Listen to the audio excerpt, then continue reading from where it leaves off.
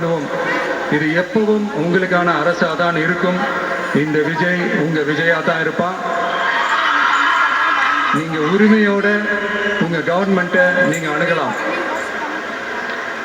இந்த தீய சக்தி ஆட்சி முடிஞ்சு பொட்டிக்குள்ள போனதுல இருந்து என்னென்னமோ பண்றாங்க, ஏதோ பேசுறாங்க, சோஃபாங்கிறாங்க, வாஷிங் மிஷினுங்கிறாங்க.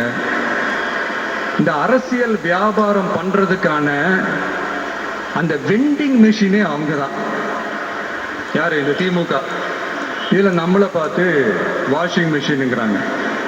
எலெக்ஷன்ல ஓட்டுக்கு காசு கொடுக்கிற அந்த கலாச்சாரத்தை, அந்த கல்ச்சரை அடிச்சு நொறுக்கி இருக்கிறோம்.